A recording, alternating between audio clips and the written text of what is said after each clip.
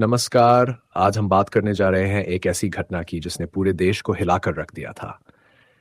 ये घटना थी लाला लाजपत राय की मौत और इसके बाद भगत सिंह द्वारा ब्रिटिश पुलिस के खिलाफ प्रतिशोध लेने की। पिछली कहानी में हमने देखा कि कैसे भगत सिंह का जन्म एक साधारण परिवार में हुआ और कैसे जलियांवाला बाग कांड ने उनके जीवन को क्रांतिकारी मोड़ दिया। उनकी शिक्षा और विचारधारा ने उन्हें एक ऐसे मार्ग पर अग्रसर किया जहां उनके लिए स्वतंत्रता और न्याय सर्वोपरि था। भगत सिंह ने न केवल स्वतंत्रता के लिए लड़ाई लड़ी, बल्कि एक विचारधारा को भी जन जन तक पहुंचाया, जिसमें क्रांति और स्वतंत्रता के सपने संजोए हुए थे।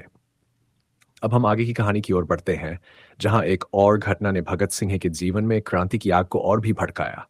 वह घटना थी लाला लाजपत राय की मौत। 1928 का वर्ष था। अंग्रेजों के खिलाफ संघर्ष और भी तीव्र हो रहा था। इस समय लाला लाजपत राय, जो भारतीय स्वतंत्रता संग्राम के एक प्रमुख नेता थे, साइमन कमीशन का विरोध कर रहे थे। कमीशन में एक भी भारतीय सदस्य नहीं था, जिससे भारतीयों में आक्रोश फैल गया था। लाला लाजपत राय ने लाहौर में कमीशन के खिलाफ एक विशाल विरोध प्रदर्शन का नेतृत्व किया। इस विरोध के दौरान ब्रिटिश पुलिस ने क्रूरता की सभी हदें पार कर दी।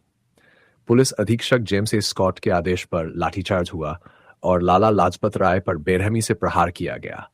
लाला जी ने बहादुरी से संघर्ष किया, लेकिन ये चोटें उनके लिए घातक साबित हुई। कुछ दिनों बाद उनकी मृत्यु हो गई। उनके अंतिम शब्द थे, मेरे शरीर पर पड़ी हर लाठी ब्रिटिश साम्राज्य के ताबूत में कील साबित होगी। लाला लाजपत राय की मौत ने पूरे देश को झकझोर कर रख दिया, लेकिन भगत सिंह के दिल में तो जैसे आग लग गई थी। उन्होंने कसम खाई कि वह लाला जी की मौत का बदला जरूर लेंगे। उन्हें विश्वास था कि इस अन्याय का प्रतिशोध लेना सिर्फ उनके कर्तव्य का हिस्सा नहीं, बल्कि देश के प्रति उनका योगदान होगा।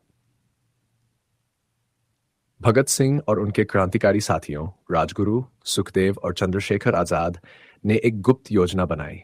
इस योजना का उद्देश्य लाला जी की मौत के जिम्मेदार पुलिस अधीक्षक जेम्स स्कॉट को मारना था, लेकिन नियति ने कुछ और ही तय कर रखा था।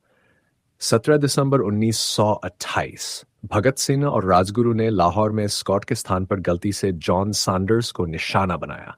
सैंडर्स एक ब्रिटिश पुलिस अधिकारी था जो स्कॉट का सहायक था। इस घटना के बाद भगत सिंह और उनके साथी लाहौर से भाग निकले, लेकिन यह घटना भारतीय स्वतंत्रता संग्राम में क्रांति का प्रतीक बन गई।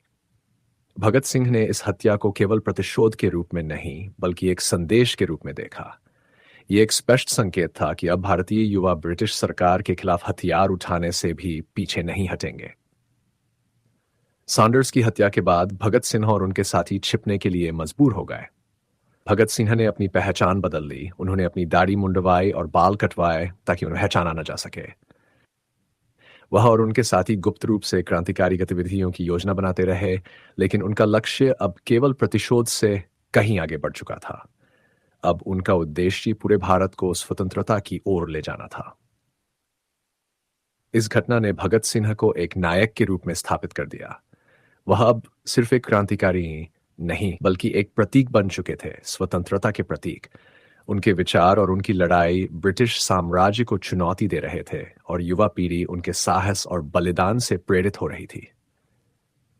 लाला लाजपत राय की मौत ने भगत सिंह को प्रतिशोध के लिए प्रेरित किया, लेकिन इस प्रतिशोध के साथ साथ उनके दिल में स्वतंत्रता के लिए क्रांति की ज्वाला और भी प्रज्वलित हो गई।